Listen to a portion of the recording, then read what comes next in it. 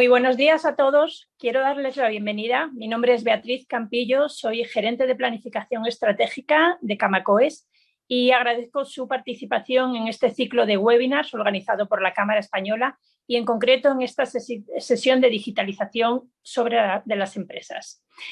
Para quienes no nos conocen, en Camacoes contamos con una serie de comités sectoriales, los cuales están trabajando con diferentes empresas que los integran y conversamos acerca de diferentes temáticas junto a paneles de expertos. En esta línea y junto al Comité de Pymes hemos querido profundizar en un tema relevante hoy en día para toda la empresa sin importar su tamaño ni su naturaleza.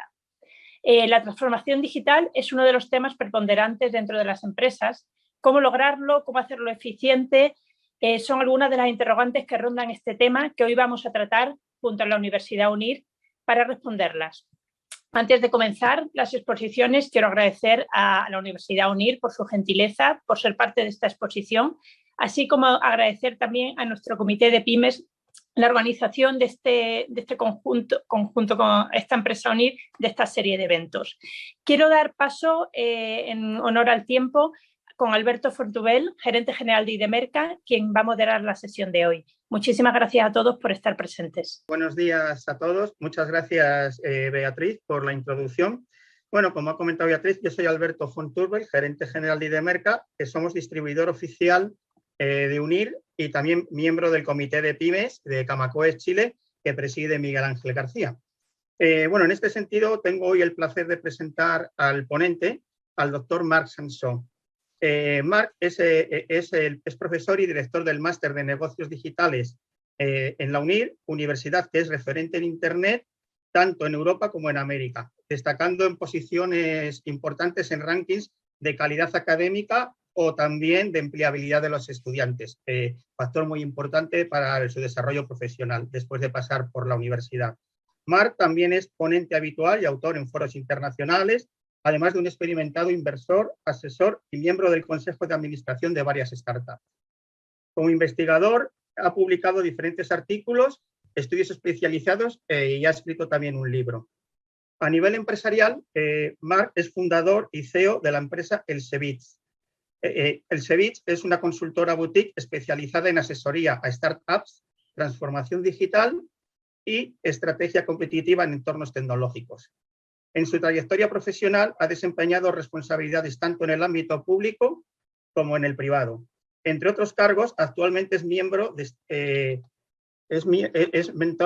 startups en The Collider Mobile World Capital Barcelona. Indicarles que al final de la presentación de Marc tendremos unos minutos para preguntas, tendremos en cuenta las que ya han hecho ustedes a través del formulario de inscripción y también en el chat habilitaremos en los 10 últimos minutos de la ponencia de Marc para que puedan hacer las consultas pertinentes.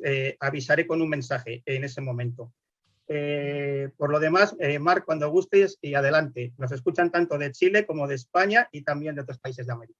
Muchísimas gracias. Muchas gracias, Alberto, por la presentación y, en primer lugar, muchas gracias por la invitación de Camacoes Chile de poder estar con ustedes hoy aquí. Es un placer. Bueno, yo la primera slide que tenía era una slide de presentación, pero como Alberto ha hecho esta presentación tan fantástica y detallada, pues tampoco necesitaremos hablar mucho más de esto. Decirles que es un placer también desde UNIR, en mi rol como coordinador académico del Máster de Negocios Digitales, de poder estar aquí pasando este rato con ustedes y que estaré encantado de contestar a las preguntas que tengan luego. Obviamente también deciros que desde la perspectiva que tengo de CEO de Elsevich, pues lo que voy a explicarles hoy es un tema muy aplicado, es un tema que nosotros trabajamos día a día y lo vemos tanto desde la perspectiva de startups, ¿verdad?, como de empresas grandes y consolidadas, porque al final el primer mensaje que quiero dar en relación a los procesos de transformación digital es que nos afecta a todos, y nos afecta, y esto es muy importante porque muchas veces clientes míos y estudiantes me lo piden, eso no implica que todos tengamos que ser Google o todos tengamos que ser Tesla o Netflix, ¿no? Sino que podemos tener evidentemente diferentes roles y diferentes actitudes más proactivas, más reactivas en este fenómeno que se ha denominado de disrupción digital y en este proceso de transformación digital, ¿vale? Por lo tanto, una ponencia abierta, una ponencia en la cual estaré encantado de escuchar su feedback finalmente, pero que tiene la vocación de ser cohesionada e integrativa con todas las perspectivas, ¿sí? Bueno, la primera idea que yo les quiero transmitir es que lo de la transformación digital viene de lejos, ¿verdad? De hecho, hace ya pues, unos 42, 43 años, 1982, 83, que la revista Time, la famosa revista americana Time, proclamó al ordenador personal el invento del año. Por lo tanto, cuando nosotros hablamos de esta gran transformación digital, el tema es que nos hemos hecho todos viejos, en el mejor sentido de la palabra, obviamente, con este proceso de transformación digital, ¿vale? Hay un hecho innegable que hemos podido comprobar en estos años, en estas décadas, que es que el entorno competitivo ha cambiado, y ha cambiado de forma muy decidida, y que al final el proceso de transformación digital no es más que una adaptación que nosotros hacemos, las empresas, incluso las personas, ante pues, esta necesidad de cambio y de adaptación que nos impone el entorno, ¿sí?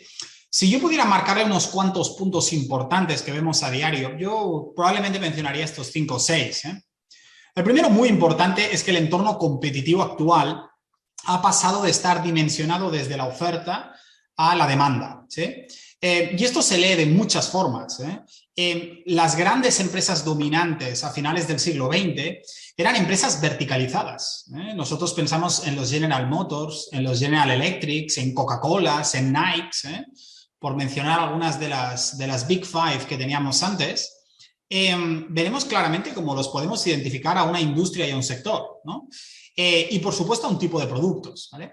En cambio, hoy en día, la definición de una gran empresa es mucho más difusa, es una definición líquida, ¿verdad? Tenemos Apples, Googles, incluso Teslas, Microsoft, que no pueden definirse desde una perspectiva de vertical de negocio, y eso es un hecho muy representativo. ¿Cómo definimos Google? ¿Cómo definimos Apple? Las industrias actualmente están dimensionadas desde la demanda, primero, porque se estructuran en torno al cliente, y segundo, porque de forma muy, muy proactiva, el cliente representa el modelo de negocio, ¿sí? Y esto es algo absolutamente nuevo, ¿eh? Tenemos muchas plataformas de las cuales seguro que muchos de ustedes son usuarios, Spotify, Airbnb, etcétera, que no gestionan directamente activos físicos, sino que lo único que gestionan son interacciones entre los usuarios. Y esto tiene unas implicaciones brutales a muchos niveles. La primera y más evidente es que los costes marginales de producción tienden a cero directamente. Entre otras cosas porque nos hemos sacado de encima grandes costes que lo que hacen es aumentar el apalancamiento operativo y el riesgo del modelo. Son también modelos de concentración. ¿Qué cuotas de mercado tiene Facebook y Google dentro de la publicidad digital mundial? Pues en torno a un 75%. Amazon representa casi el 52% de la cuota de mercado del comercio en Estados Unidos. Y si le añadimos Walmart, estamos ya llegando casi al 75%, ¿vale? ¿Qué más ha sucedido en la competición actual? Pues fíjense ustedes, los ciclos de disrupción de las industrias, que es un concepto intrínsecamente ligado al concepto de transformación digital, se han acortado, ¿sí? Lo que antes veíamos cada 100 años, la transformación de la industria del transporte en el paso de caballo a coche, la transformación de la industria financiera, de la cual hoy hablaremos, del retail, etcétera, pasaba cada muchas décadas, mientras que en las últimas décadas hemos visto cómo los ciclos de disrupción se aceleran muchísimo. Por tanto, necesitamos un cuerpo teórico que nos ayude a gestionar ciclos de disrupción, porque la estrategia competitiva clásica gestiona sobre todo ciclos incrementales. El rol de la tecnología también ha cambiado muchísimo en los últimos años.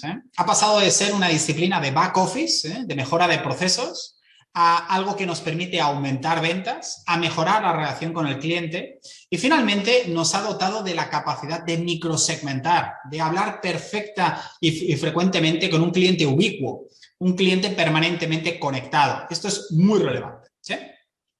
Permítame que me detenga un poquito precisamente en este roadmap de la transformación digital para entender que lo que nos está pasando ahora viene de hace tiempo ya. Y luego hablaremos de cuáles son las pautas, cuáles son los elementos en los cuales cualquier empresa tiene que fijarse para incidir en el proceso de transformación digital, ¿sí? Fíjense, a veces sorprende porque tenemos tendencia a pensar que esto de la transformación digital empezó con las webs y terminará pues próximamente. Y en realidad es un proceso que empieza antes, en lo que denominamos el ciclo analógico y que termina en una fase que está a punto de empezar pero que aún no está consolidada y me gustaría compartir con ustedes. Fíjense cómo en cada uno de estos saltos en el proceso de transformación digital podemos establecer diferentes objetivos, diferentes agentes implicados y sobre todo diferentes roles de la tecnología dentro de este concepto de transformación digital. Por ejemplo, cuando nosotros hablamos del momento previo a la web, que a veces parece incluso la prehistoria, yo tengo 2 niños, uno de 5 años y otro de 7, y a veces les miro y pienso, para ellos esto verdaderamente es una realidad que no han vivido, no conocen, ¿no? En el cual la tecnología en este momento tiene un concepto, una aproximación muy de optimización de la estructura de costes, ¿verdad? Los primeros ERPs, los primeros CRM, seguro que muchos de ustedes lo recuerdan, ¿sí? No es hasta la llegada de la web, en el cual por primera vez los objetivos de los modelos de negocio pasan de ser la optimización de las estructuras de costes y de ingresos a la ampliación a las relaciones con nuevos mercados. Fíjense, los negocios, y ustedes lo saben perfectamente, antes de esta primera instancia, eran negocios mucho más intuitivos, mucho más basados en información, pues a veces un poco sesgada o a veces que llegaba cuando llegaba, pero esta capacidad de acercarnos mercados, de repente puedo conocer, puedo estar en contacto con alguien que está en China, ¿verdad? Esto nos lo da esta nueva tecnología de conexión fantástica que es Internet. Posteriormente entramos en la fase del denominado e-business, en el cual nos damos cuenta que no solo puedo vender o estar en contacto con gente que está en Japón o en China, sino que puedo vender allí y puedo aprovisionarme allí y puedo incluso pues beneficiarme de una cadena de valor desestructurada en diferentes mercados, ¿verdad? Esto es lo que denominamos la optimización tanto del canal de ventas como del modelo productivo en un contexto de globalización. Seguro que recuerdan el periodo de globalización a principios del siglo XXI a nivel mundial, evidentemente. Posteriormente, aquí ya entramos en la fase del digital marketing, que es la fase en la que nos encontramos actualmente, en la cual la idea es que la gestión de las relaciones con el cliente se optimiza y el cliente ubicuo, el cliente posicionado, el cliente permanentemente conectado puede tener una relación con nosotros mucho más profunda y mucho más perfilada. Surgen negocios como el de Google, que cambia totalmente el negocio de la publicidad online, ¿verdad? Para hacerlo mucho más preciso. ¿Cuántos de ustedes reciben anuncios personalizados? ¿Cuántos de ustedes son víctimas, entre comillas, de búsquedas orgánicas en plataformas que básicamente lo que hacen es convertirnos en leads, en clientes potenciales, a cambio de nuestra atención permanente? ¿Sí? Finalmente entramos en las 2 últimas fases y esto es lo que tenemos por delante, señores. Son las fases inmediatamente incipientes o quizá un poquito más a medio plazo. La fase del digital business, en las cuales lo que hacemos es ampliar la base de clientes potenciales para incluir objetos. Esto lo tenemos ya en las puertas y por tanto incluimos ya tecnologías como IoT, Internet de las Cosas, y tecnologías como la sensórica y las primeras iteraciones de inteligencia artificial. Y finalmente, en la fase de negocio autónomo, lo que hacemos es apalancarnos en inteligencia artificial para que el ecosistema de dispositivos digitales de nuestro alrededor se conecte sin nuestra participación.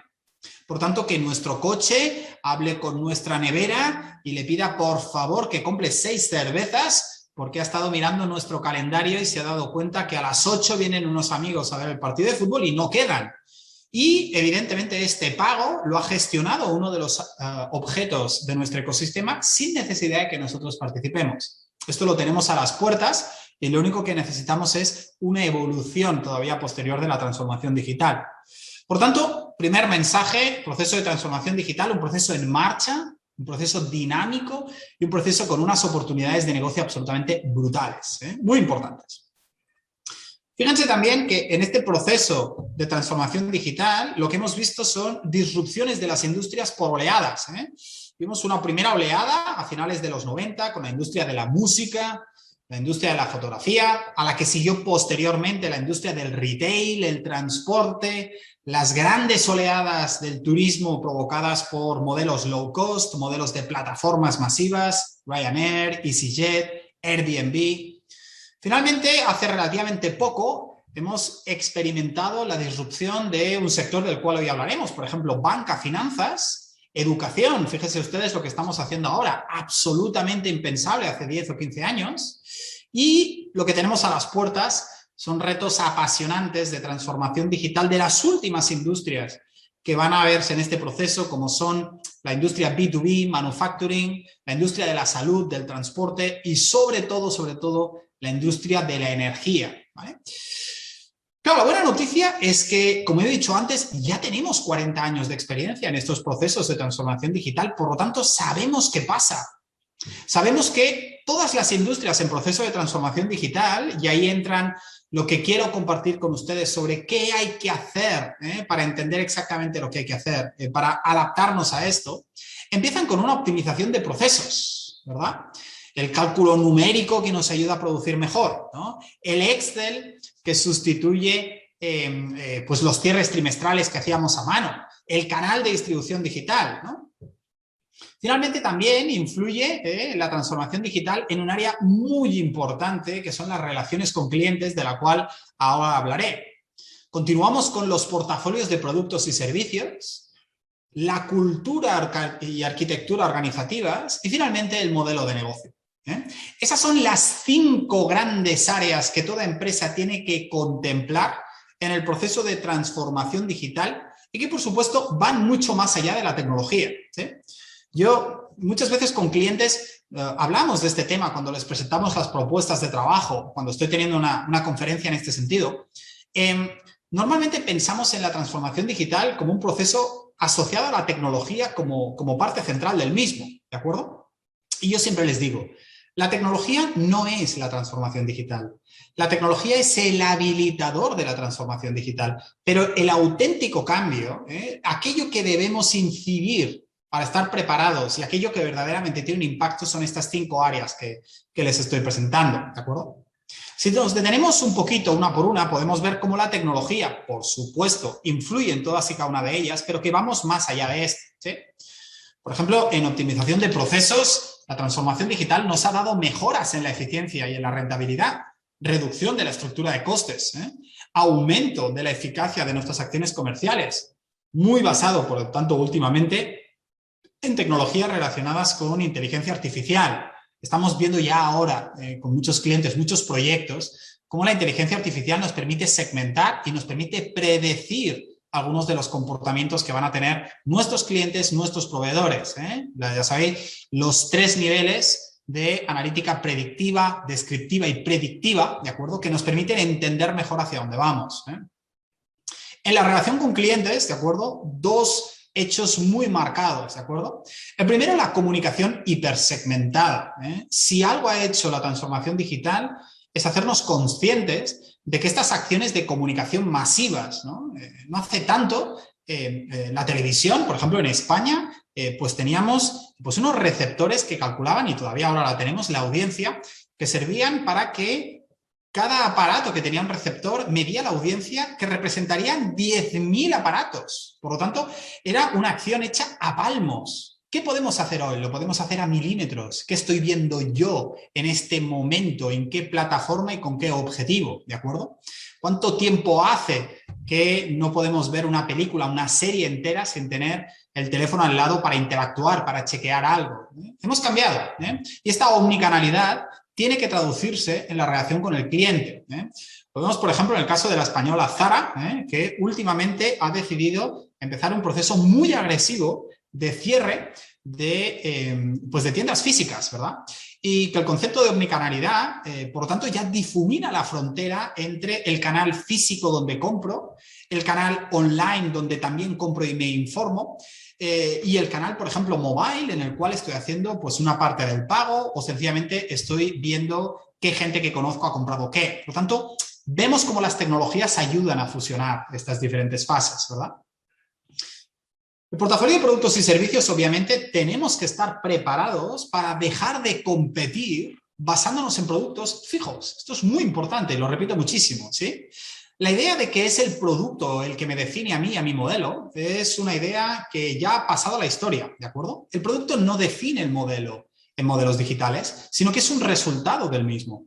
podemos ver cómo empresas como Apple han pasado de ser un fabricante de laptops en 1997 a ser grandes disruptores en la industria de la música, en la industria de la telefonía móvil, en servicios. Muy recientemente hemos visto cómo ya va a entrar en el negocio del transporte, infraestructuras. Por tanto, ¿qué define a Apple? Lo define el cliente y la interacción. Y tenemos que estar listos para un go-to-market mucho más reducido y un portafolio de productos que cambia muy frecuentemente y muy profundamente.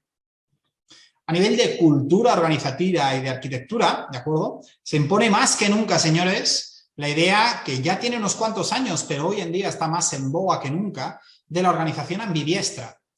Una organización que tiene un punto de atención en el corto plazo, en el negocio incremental, en la optimización de aquello que siempre hemos hecho, y otro punto orientado a la disrupción, al negocio a largo plazo, en aquello que nos va a dar crecimiento a futuro. Hoy veremos un breve ejemplo de cómo una organización grande, como puede ser una bancaria, puede hacerlo, ¿de acuerdo? Evidentemente, una idea muy marcada de que el foco tiene que estar en la cadena de valor y no en la organización. Organizaciones abiertas que incorporan agentes de fuera, pero no solo para un tema de innovación, sino que también están dispuestas a que el modelo de negocio se apalanque en estos agentes. En los próximos años veremos cómo el negocio bancario, el negocio financiero, va a obligar a las grandes instituciones financieras a trabajar codo con pequeñas startups y con grandes empresas tecnológicas que van a marcar estándares, que hay que estar preparados, en una arquitectura mucho más líquida, mucho más abierta y mucho menos permanente, ¿de acuerdo? Finalmente, entender que la transformación digital siempre representa un cambio de modelo de negocio. Y eso afecta a cómo ganamos dinero, la monetización, qué tipo de estructuras de costes tenemos, radicalmente diferente. Piensen ustedes en la comparación entre Wikipedia y Enciclopedia Larousse. Comparten un objetivo, pero ni monetizan igual, ni tienen los mismos tipos de costes, ni los mismos tipos de clientes, ni los tipos márgenes brutos exactamente iguales. Por lo tanto, variables competitivas totalmente diferentes, ¿de acuerdo? 5 puntos, 5 fases, 5 elementos importantísimos en la preparación para la transformación digital de cualquier tipo de empresa. Obviamente, toda disrupción digital tiene una base tecnológica. Ya he comentado anteriormente que no fue hasta 1983 en el cual empezamos este proceso masivo y que en los próximos años estamos viendo cómo está evolucionando muy rápidamente. Tecnología blockchain que está descentralizando organizaciones, convirtiéndolas en ubicuas, convirtiéndolas en líquidas. No están en ninguna parte, no gestionan un activo físico, no presentan activos físicos. Es muy importante que entendamos también que estos factores que estoy hablando ahora, esta capacidad de entender la tecnología, es lo que va a marcar la diferencia entre ser competitivos y no. Muy, muy, muy, muy importante. Yo siempre le digo a mis clientes, no hace falta que usted sea un experto en tecnología, pero tiene que entender lo suficiente como para poder mantener una conversación con un tecnólogo y sobre todo para darles instrucciones, para entender cómo la tecnología va a cambiar la forma en la que competimos en estas 5 fases que he marcado anteriormente. Tomemos, por ejemplo, el caso de la transformación digital del sector financiero y veamos qué está pasando, ¿de acuerdo? Por poner un ejemplo muy evidente, ¿sí? Bien, es una industria, un negocio que en los últimos años ha tenido un cambio absolutamente brutal, pero que lo que tiene por delante a nivel de retos es muy marcado y muy significativo, ¿no? Por una parte, sabemos que la tecnología nos ha permitido ahorrar en costes en el sector financiero, que es uno de los que yo trabajo muy intensamente, y que un cliente digital cuesta mucho menos que un cliente físico. En España manejamos estadísticas que nos dicen que el 80% de los clientes de las entidades bancarias tradicionales no han puesto un pie en una sucursal en los últimos 2 años, ¿de acuerdo? Por tanto, estamos en un proceso de consolidación a nivel europeo, de fusión y de racionalización que empieza por costes, ¿de acuerdo? Los bancos prevén esta desaparición de las sucursales bancarias en los próximos años, ¿de acuerdo? Y por lo tanto, en este proceso de racionalización debemos ver una parte importante de la transformación digital, pero que no termina ahí, ¿de acuerdo? Me gustaría que ustedes imaginaran la transformación digital como algo que siempre se genera fuera de la empresa, pero que al final obliga a la misma a tener algún tipo de posicionamiento. No podemos permanecer incólumes, no hacer caso al proceso de transformación digital. Por ejemplo, fíjense ustedes cómo en España, en el periodo 2004-2009, el cash está en vías de desaparición. me imagino que en Chile y en otros muchos países, evidentemente, esto también tiene que ser así. Fíjense, por ejemplo, cómo la proporción de las transacciones hechas en efectivo en el conjunto de la economía, en función de los países, va cayendo. Tenemos ya países en la Unión Europea en los cuales el cash es puramente marginal. Tenemos, por ejemplo, el caso de Noruega, de Suecia, de Dinamarca, en los que el cash, las transacciones, apenas alcanza el 10-11%. España ahora mismo se sitúa en un 52%. La previsión es que en 2025 apenas un 10% de las transacciones sean en cash, ¿de acuerdo? Y por lo tanto, esto es absolutamente imparable. Vamos a ver cómo en los próximos años, ¿de acuerdo?, nos vamos a convertir en una economía sin efectivo. Hay una muy fuerte presión en diferentes partes del mundo desde el punto de vista del regulador para conseguirlo, por ejemplo. Yo, anteriormente al tema de la pandemia, yo viajaba muchísimo también por temas de clientes internacionales que tengo, por temas de ponencias y conferencias que doy en muchas partes del mundo. Y una cosa que hace ya pues 3 o 4 años me llamó profundamente la atención, no sé si ustedes hayan tenido también la oportunidad de comprobarlo, es que en países como China, por ejemplo, es absolutamente imposible moverse y operar de forma normal si no tenemos acceso a WeChat, por ejemplo, y a la plataforma de Alipay, porque ahí todo funciona así, ahí nadie tiene dinero y además muchas de las cosas que hacemos, las hacemos o que hacen los ciudadanos chinos, lo hacen a través de las plataformas móviles, ¿de acuerdo? Tenemos otros ejemplos que veremos luego, como es el caso, por ejemplo, de WhatsApp, que va a entrar muy decididamente dentro de la industria de los pagos peer-to-peer y por lo tanto va a cambiar la forma en la que nosotros nos relacionamos. Esto es solo una de las formas en las cuales se inicia el proceso de transformación digital, ¿de acuerdo? Tenemos más, evidentemente, tenemos muchas más que podemos ir nombrando de forma esquemática, ¿de acuerdo? En primer lugar, a nadie nos escapa el tema de las monedas digitales y dentro también, evidentemente, estamos poniendo las criptomonedas y los NFT, lo que llamamos non-fungible tokens, ¿sí? ¿De acuerdo? De repente los bancos se ven obligados a gestionar una realidad en las cuales no solo ha cambiado la forma de pago, sino que ha cambiado también la plataforma de pago e incluso el activo en el que nos basamos para pagar, ¿no? Ya saben ustedes que todos los grandes bancos centrales del mundo, por supuesto la FED, el Banco Central Europeo o la Reserva Central China, están lanzando muy próximamente las divisas digitales, de alguna forma para tratar de mantener este control de una economía cada vez más descentralizada, ¿de acuerdo? Hay también una fortísima presión para desarrollar acuerdos e infraestructuras que vayan más allá de las fronteras. Estamos en un mundo absolutamente globalizado. El cliente actual no entiende esta estructura de comisiones y de delays en los pagos, en las transferencias desde un punto de vista internacional. Esto crea una gran presión para abrir las infraestructuras y las plataformas de los bancos y agentes financieros. Agentes externos, porque, por ejemplo, Facebook tiene una licencia para operar a nivel bancario en Europa, ¿de acuerdo? WhatsApp ya ha empezado a erigirse como plataforma de pago en muchos países, entre ellos India y Brasil, y va a tener pues un desembarco en el resto de LATAM y en Europa en los próximos meses y años, ¿de acuerdo? Y finalmente también tenemos un reto importantísimo que viene asociado a esta transformación digital de la industria de finanzas, como es el reto de la ciberseguridad.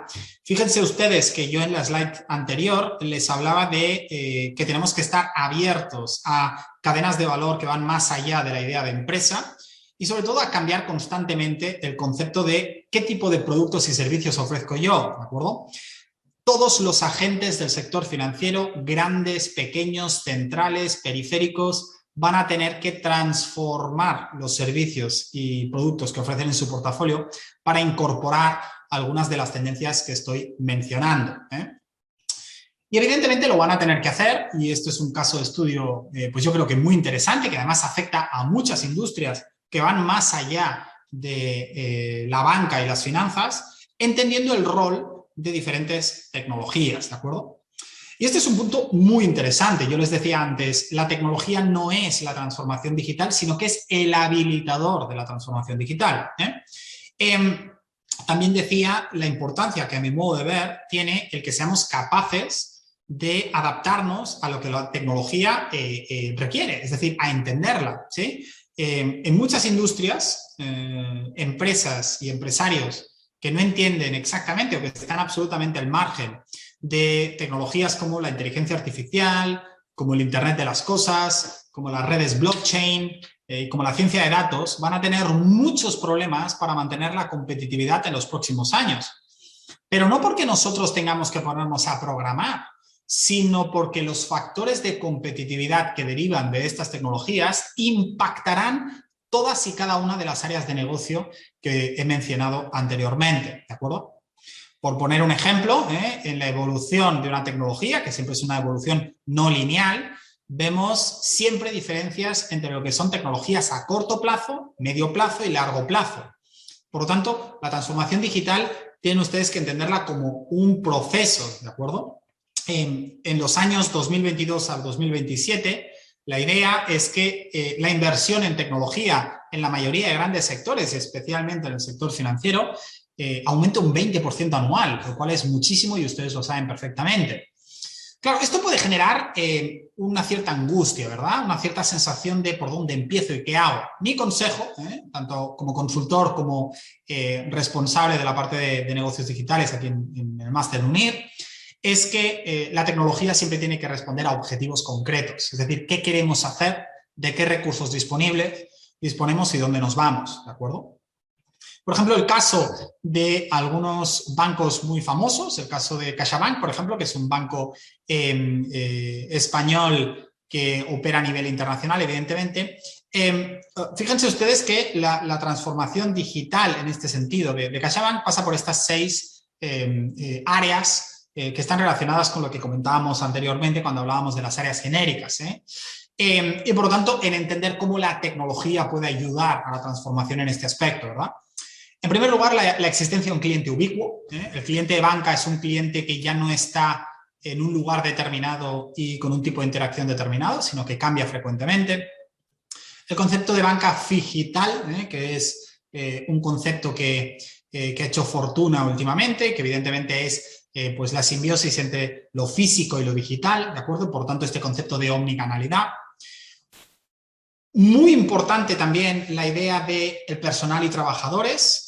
Estamos empezando a ver cómo los grandes bancos a nivel mundial cada vez gastan más dinero en salarios porque cada vez contratan un tipo de trabajadores diferentes. Sobre todo, en el último reporte a nivel de los 6 grandes bancos americanos, vemos cómo el incremento salarial roza el 15% respecto al año previo a la pandemia y están incorporando perfiles de ingenieros de software y ciencia de datos, cuando normalmente lo que alguien esperaría de este tipo de perfiles es más relacionado con finanzas y también con aspectos de desarrollo comercial, algo así. Está cambiando y esto típicamente es una avanzadilla del cambio que viene. Evidentemente el tema de los competidores. La banca está acostumbrada a luchar entre sí, un sector muy endogámico. Sin embargo, los grandes competidores del sector financiero en los próximos 5 y 6 años no van a ser bancos, sino que van a ser Amazon, van a ser Facebook, van a ser Google, va a ser Apple, van a ser todos aquellos ofertantes del sector tecnológico que tienen la mano, es decir, que tienen ventaja competitiva en aquello que marca la diferencia, que es la gestión de las interacciones entre personas. Evidentemente también tecnologías, veremos algunos aspectos a corto y medio plazo, algunos apuntes, porque tampoco les quiero aburrir en este sentido, y sobre todo un reto muy importante, y más teniendo en cuenta la naturaleza de una industria muy autorregulada, muy cerrada, muy hermética, muy centralizada, como es la industria finanzas y banca, para abrirse a un ecosistema de agentes financieros.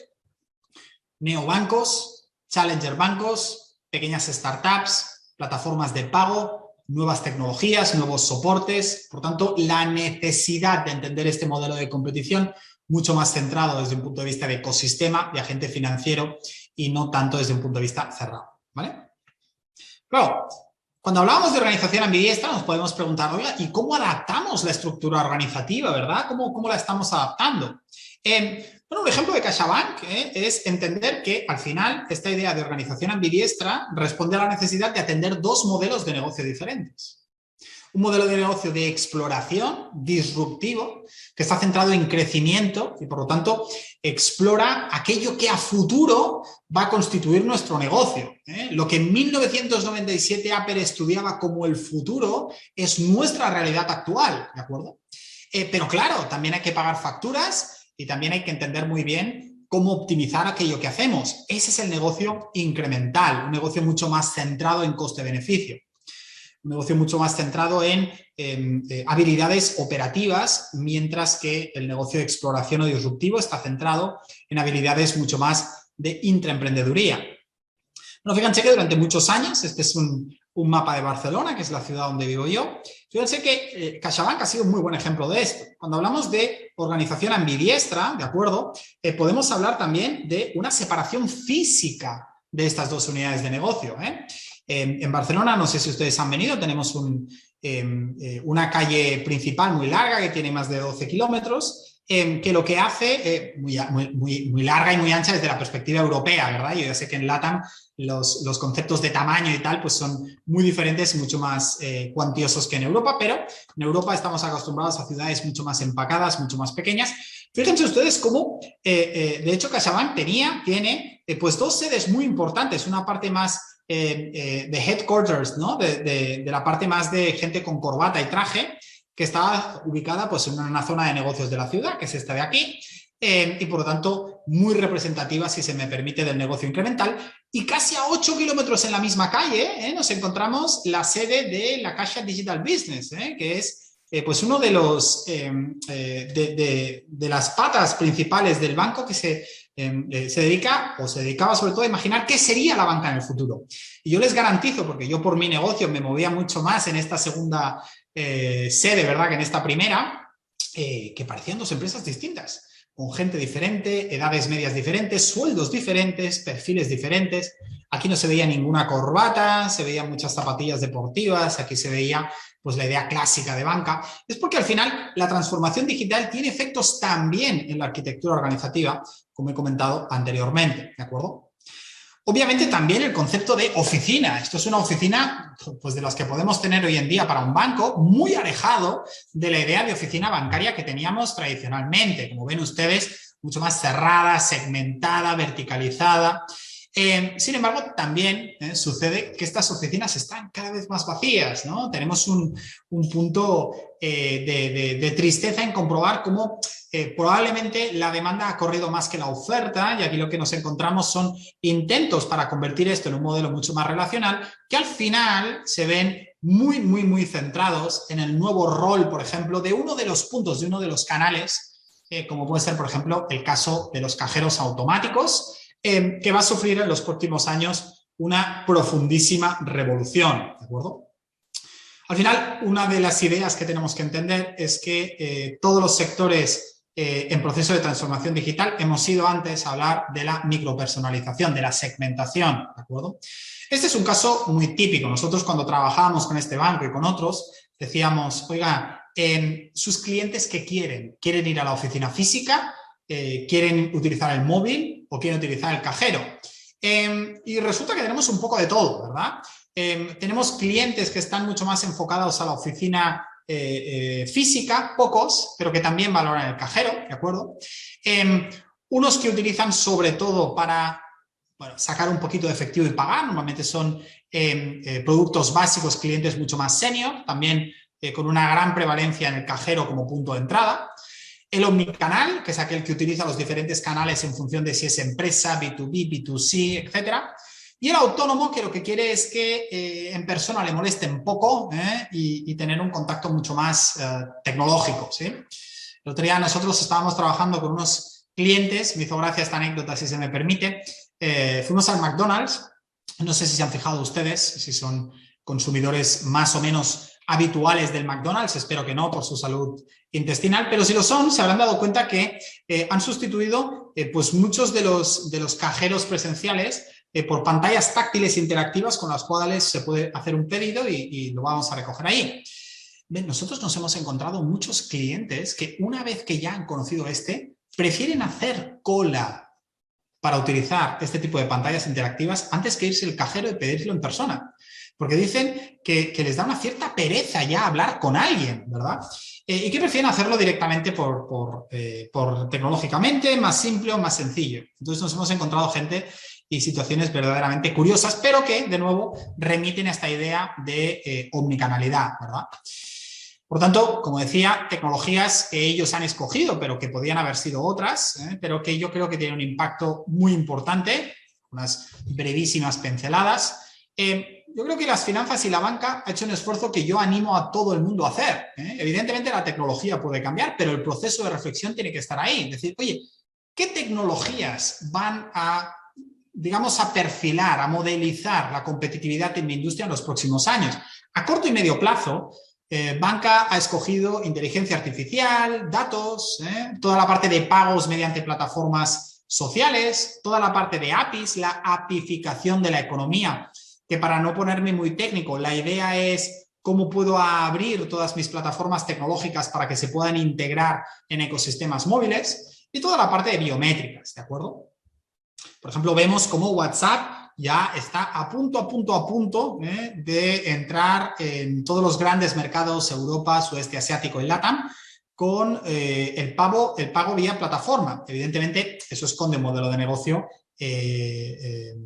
propio, el de Facebook y el de WhatsApp, que está haciendo movimientos en este sentido, con criptomonedas, con lo que denominamos stablecoins, ¿de acuerdo? Pero la idea es que esto directamente ya lo hemos visto en otros mercados, como puede ser el chino, como he dicho anteriormente en el caso de WeChat, y ahí lo que hemos visto es que las tarjetas de crédito han desaparecido, no existen, ¿no? Y por lo tanto cada vez más dependemos de nuestro ecosistema digital para pagar, ¿de acuerdo? Más a largo plazo, fíjense ustedes cómo han escogido tecnologías relacionadas con el Internet de las cosas, las nuevas formas de relacionarse, de lo que denominamos Natural User Interface con el cliente, la parte de robótica, la parte de blockchain, y por lo tanto está en un proceso de reconfiguración de lo que es un cajero automático, que ahora pues no me voy a detener a explicar para no agobiarles con detalles, pero la idea general es entender cómo podemos fijar objetivos a corto, medio y largo plazo que se enmarquen dentro de un concepto de transformación digital de nuestra empresa, sea cual sea el sector, a diferentes horizontes, y sobre todo, que impacte diferentes áreas. Por ejemplo, el caso del cajero automático es un caso muy interesante que va incorporando pues, funcionalidades de inteligencia artificial, de realidad aumentada, de analítica de datos, etcétera, porque entendemos que es un canal que a corto y medio plazo va a ser absolutamente vital en la relación con el cliente y, por lo tanto, de nuevo la tecnología juega este rol de habilitar la transformación, ¿sí?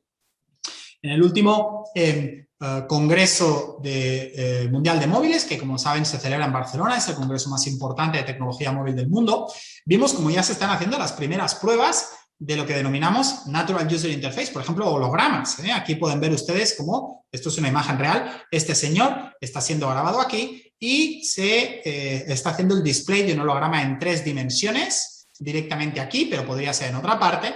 Por lo tanto, próximamente veremos cómo los cajeros automáticos no solo estamos hablando con una pantalla fría, sino que si lo necesitamos podemos hablar con un fantástico holograma que nos va a ayudar en el proceso y que va a dar pues un toque más de humanidad a todas esas personas que quieren y necesitan seguir hablando con esto.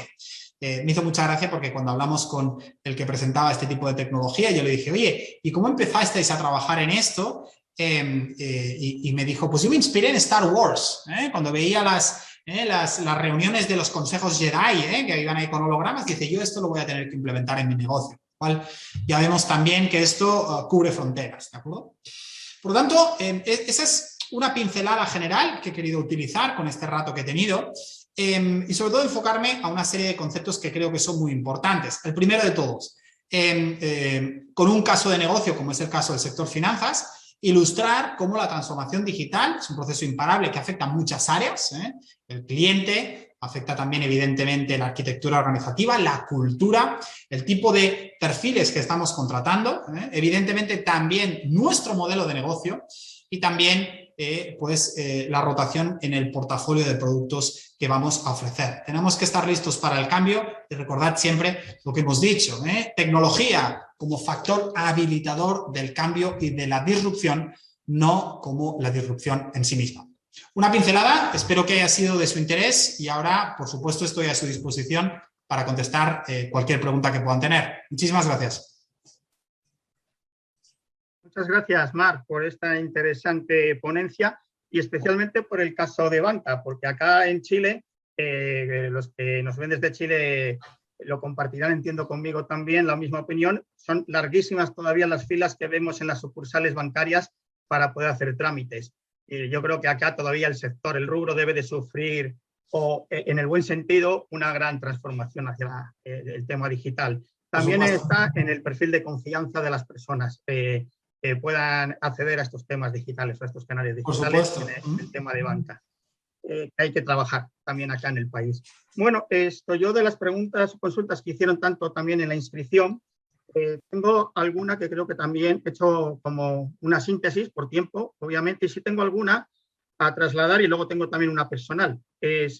Nos comentan, había varias que hacen hincapié sobre el mismo aspecto, sobre el mismo tema. ¿Qué importancia, yo también lo uno con los sistemas de gestión de calidad, mejoras de procesos, etcétera? ¿Qué importancia tiene el rol, el papel del equipo directivo a la hora de llevar un proceso de cambio de transformación digital? Pues es una excelente pregunta, Alberto, y yo diría que tiene una importancia capital, ¿verdad? Porque al final los procesos de transformación digital siempre son procesos top-down, es decir, empieza en la línea directiva, sobre todo por la parte de compromiso y por la parte de visión, y luego tiene una afectación a todas las capas de la empresa, incluso de la cadena de valor. Por tanto, yo siempre que iniciamos nosotros procesos de consultoría en transformación digital, el convencimiento y la visión lo tiene que tener la línea directiva. Luego la afectación ya también depende de mandos intermedios, etcétera, como bien comentabas tú. Al final, los trabajadores que tenemos en una empresa son también agentes de valor, como puede ser un cliente, solo que lo tenemos dentro, pero el compromiso y la visión empieza desde arriba segurísimo. Sí, totalmente de acuerdo, Marc. Yo también me acuerdo en la implantación de sistemas de gestión, optimización de procesos, si no hay un apoyo desde la parte gerencial de arriba, o que vaya yendo también, como ya dices, a mandos intermedios y hacia abajo, no se hace factible el poder hacer cualquier cambio, incluido, por supuesto, un proceso de transformación. Totalmente de acuerdo. En este caso. También nos comentaban qué factores pueden no influir en avanzar en un proceso de digitalización. Yo dentro también entiendo, como muy bien has comentado, que la tecnología es un habilitador y no un fin en sí mismo, pero ¿qué factor, o de gerencia, qué otros factores entiendes que pueden influir o paralizar el que no se avance en un proceso de digitalización? Ya sea grande la empresa o sea pymes también. Sí, también una gran pregunta y yo creo que merecería una reflexión. Es evidente que yo mencionaría 2 o 3 factores muy transversales que afectan tanto a pymes como a grandes empresas, pero que afectan de forma diferente, ¿verdad? El primero, sin ningún lugar a dudas, las personas. El proceso de transformación digital es un proceso que empieza y acaba en la transformación del día a día de las personas y, por lo tanto, en muchas organizaciones vemos una cierta resistencia al cambio por una sensación de amenaza normal. Por ejemplo, ahora estamos viendo, como en el caso de la banca, pues en el caso de España y de Europa en general, están habiendo procesos, lamentablemente, de despido y de racionalización de empleados a nivel masivo. Obviamente esto faltaría más, despierta reticencias porque estamos en un proceso de cambio, por lo tanto, personas. ¿Sí? Faltaría más. Recursos. Muy importante, los recursos, no solo a nivel económico, aunque también, no nos vayamos a engañar, la implementación de este tipo de cambios a nivel tecnológico exige pues un cambio importante, pero recursos sobre todo que la organización pone a disposición de las personas que están liderando este proceso. A veces nos encontramos discrepancias entre lo que decimos que es importante para la organización y las decisiones que tomamos para darle esta importancia, ¿no? A la gente hay que darle poder de decisión, hay que darle recursos y hay que darle sobre todo autoridad para llevar a cabo estos cambios, ¿de acuerdo? Y ligo esto con el tema de la arquitectura organizativa. Hay organizaciones que de cara a la transformación digital presentan unas resistencias innatas, ¿verdad? Una cierta resistencia, una cierta inercia que hay que vencer, porque estamos en un contexto mucho más de organizaciones planas, líquidas y por lo tanto esta arquitectura mucho más jerarquizada muchas veces lo dificulta. Perfecto.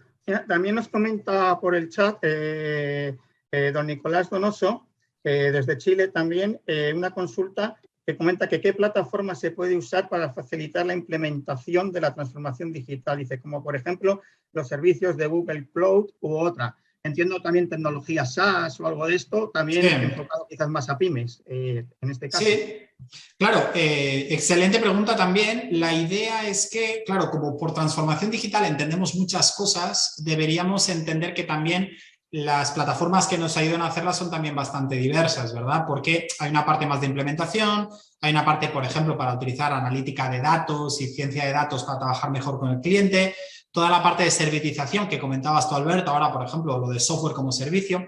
En general, lo que hemos visto en los últimos años es que digamos que todos los proveedores de las tecnologías de base pues han sufrido, por suerte, un descenso de precio muy marcado. Yo, aparte de Google Cloud, que es un suite de servicios, marcaría dos, que serían el Azure de Microsoft y el Amazon Web Services de Amazon, que lo que hacen básicamente es darnos la posibilidad de acceder a sistemas de hosting, por tanto servidores, de volumen de datos, de software como servicio y tratamiento de inteligencia de negocio desde un punto de vista mucho más barato. Por lo tanto, Microsoft Azure y Amazon Web Services yo lo recomendaría muy mucho. Perfecto. Muchas gracias, Marc. Y ya por último, también dirigido como el Comité de Pymes de Camacoes Chile, también una reflexión quizás, también cuando comentabas las fases, ¿no?, que nos encontramos en lo que podríamos denominar marketing digital. Yo además que provengo del mundo de marketing, en este caso en particular, y he visto toda la transformación que ha habido en el marketing en estos últimos 20, 30 años. Quizás el marketing digital, no sé qué, es como una herramienta que sí que está al alcance de las pymes, es como una democratización de la publicidad que sí que está al alcance de las pymes y que puede ayudarlas, obviamente bien realizado y bien enfocado, a conseguir o explorar nuevos clientes y mercados y a nivel sin fronteras, internacional, en este caso. Totalmente, totalmente, Alberto, estás en lo cierto. Pocas disciplinas han sufrido un cambio tan profundo y tan impactante como el marketing, ¿verdad? Que ha pasado de una disciplina analógica a una disciplina digital. Tienes toda la razón y además, claro, también estamos hablando de una disciplina que no solo se ha optimizado, sino que también ha reducido bastante el coste, ¿verdad? Porque a medida que aumentamos la eficiencia, podemos personalizar el alcance de nuestras acciones. Totalmente. El marketing digital, además, ha saltado ya, digamos, ese silo de trabajar solo en la parte de comercialización para entrar mucho más en una parte de negocio también. Tenemos disciplinas híbridas como el growth hacking, que por ejemplo es una de las disciplinas que nosotros tenemos en nuestro máster de negocios digitales en el MUNEDI de UNIR, que son disciplinas muy nuevas que están en la intersección entre marketing, negocio y design thinking, que nos ayudan a entender muy mucho este nuevo rol de marketing como una parte muy core del negocio. Por lo tanto, es cierto, y de ahí la importancia de la formación para entender exactamente pues cómo podemos actualizar estas disciplinas, marketing por supuesto, pero también otras, para verdaderamente dominar el mundo de los negocios digitales. Y en este sentido recomiendo muy mucho, pues obviamente máster como el nuestro, faltaría más, que por eso lo hemos diseñado desde cero, pero en general la formación en materias como la que estás comentando tú, como puede ser marketing digital. Por supuesto que sí. La verdad es que ha sido muy interesante, muy condensado, pero como se dice, lo bueno y breve 2 veces bueno, en este caso. Así que muchas gracias. Muchísimas gracias por la invitación, ha sido un placer estar con todos ustedes. Muchas gracias. Gracias. Bueno, pues voy a pasar para cumplir con el tiempo, que vamos muy bien. La palabra a Miguel Ángel García, que es el presidente del Comité de Pymes de Camacoes Chile, para que nos brinde sus palabras de cierre. Adelante, Miguel Ángel, cuando quieras. Bueno, muchas gracias Alberto. Marc, que la verdad es que, ¿qué se puede decir? Muchísimas gracias por arrojarnos tan magistralmente esta importantísima luz, ¿verdad?, sobre la digitalización de las empresas. Digitalización que además es una parte fundamental en todos estos procesos de cambios culturales, como tú muy bien has explicado, y que ya están impactando en nuestras vidas y que además se han acelerado enormemente en estos tiempos de pandemia. Es una transformación de la sociedad para beneficiar a las personas y personas en el amplio sentido de la palabra, tanto como ciudadanos como su rol de clientes y de consumidores, y las empresas, ninguna de nuestras empresas puede quedarse afuera de estos procesos. Por eso la importancia de este seminario y nuestro agradecimiento especialísimo a Marc Sansó, el ponente de lujo con el que hemos tenido el privilegio de contar hoy día, ¿verdad? Ya hago extensivo el agradecimiento a todos los que han hecho posible que estemos hoy aquí compartiendo y que hayamos podido compartir todo este conocimiento de Marc, o mejor dicho, él compartir su conocimiento con nosotros. Al Comité Pymes de la Cámara Española de Comercio en Chile, muy especialmente a su vicepresidente Alberto Fonturbel, que también preside además el subcomité de capacitación del propio comité, y a su compañía IDEMERCA, a la Cámara Española de Comercio, a su equipo de profesionales de excelencia, la verdad, liderado por nuestra gerente general Mayra Kohler, que lamentablemente por un asunto personal de salud no ha podido acompañarnos hoy, pero sí lo ha hecho y con mucho brillo además nuestra gerente de planificación Beatriz Campillo. Y cómo no, a UNIR, la Universidad en Internet, por toda su colaboración y el aporte sin el que esto no hubiera sido posible de ninguna de las maneras. Así que, bueno, no quiero alargarme más y con el deseo de que este seminario haya sido para todos los participantes, para todos vosotros, tan provechoso como sí que lo ha sido para mí y que además lo hayáis disfrutado tanto como yo lo he disfrutado, me despido de todos vosotros. La verdad es que es una despedida, en realidad es un hasta pronto, porque son varias y muy interesantes las actividades que tenemos en el Comité Pymes, tanto las ya planificadas como en proyecto, de aquí al cierre del 2021 y para todo el 2022. Un abrazo grande a todos. Muchas gracias de nuevo Marc, en el nombre del Comité Pymes de la Cámara, a todos vosotros por vuestra asistencia en el día de hoy. Un gran abrazo para todos. Muchísimas gracias por la invitación. Gracias.